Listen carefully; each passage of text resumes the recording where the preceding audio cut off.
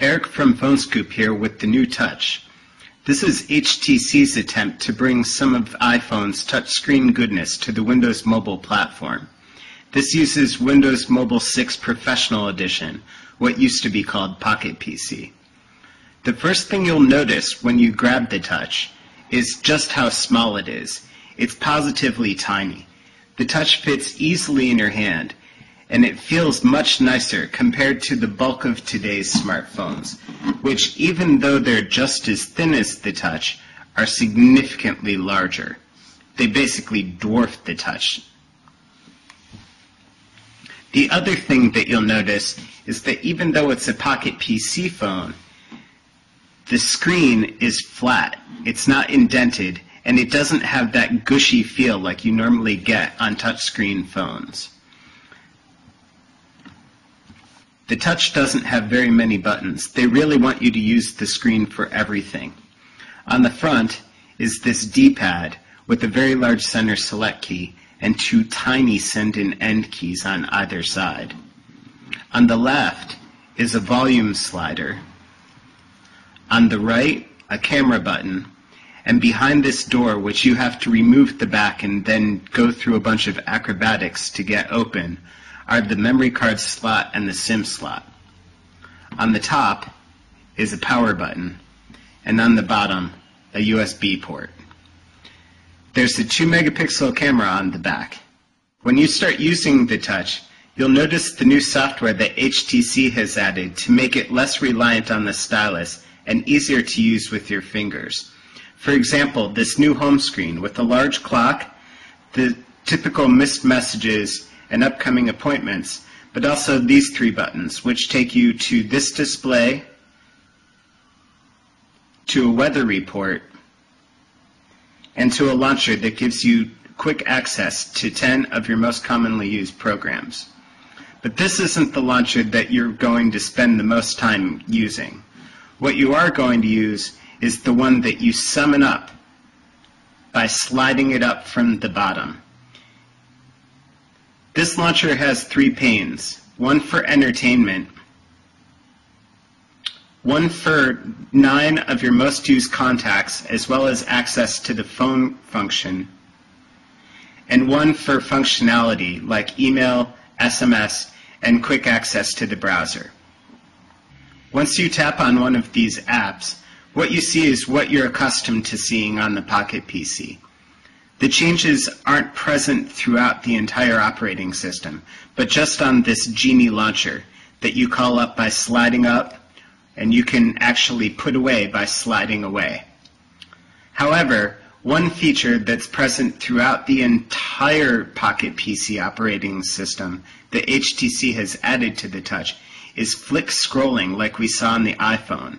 So for example, if we want to scroll through PhoneScoop, which we've loaded up here in the browser, I can actually just flick it up and it'll start scrolling. It'll slow down eventually, but if I want to stop it while it's scrolling quickly, I can just tap and it'll stop immediately. You can also click and drag with your fingernail and it'll select text the same way you would normally do if you got out the stylus and did it. You're going to wind up using your fingernail for a lot here because unfortunately the stylus is only about 2.5 inches long. This isn't a problem for things like browsing. However, it is a problem when you want to do things like compose a new SMS. For example, just getting to a new SMS message requires a lot of delicate clicking. And then, once you're there, typing out the message is something that you have to do on this tiny keyboard, which is far too big to do with your finger, or even your fingernail. So you're going to need this stylus a lot. We really wish that, just like they had added the drag to scroll or flick to scroll, that HTC had added a nice keyboard that was big enough to use with fingers. Even small fingers like mine are too big for this one. If we start out the PhoneScoop test, we can use the word complete built in, but unfortunately, it still takes a little while for us to tap out a simple 10-letter message.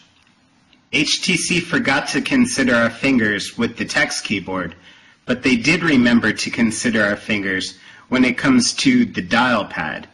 Now it has much larger number keys so that you can tap with your bare finger and not with a stylus to dial a number.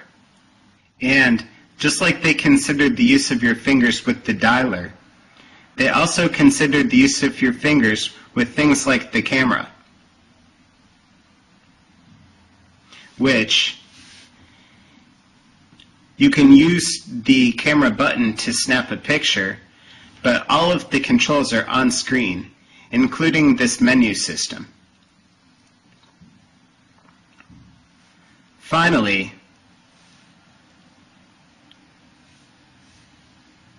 the Touch has a new music player that looks a lot more like your typical, Zune iPod layout than what you normally see in Windows Media Player. Windows Media Player is on here, by the way, and you can use it to play back videos. However, if you're playing back music, you're definitely going to want to stick to this player.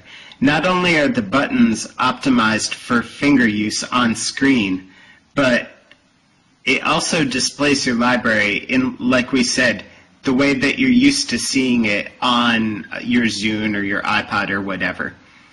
If we back out of here, just by tapping in the title, you can see we can get all songs, specific playlists, artists, albums, etc.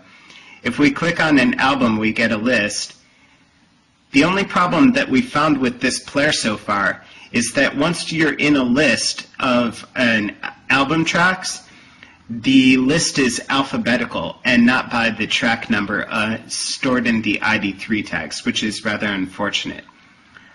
Otherwise, we think that this is a much nicer interface than what you get from Windows Media Player. Although this version of the Touch was only announced for Europe today, there is a version coming to America later this year, so you can look for it on store shelves this fall.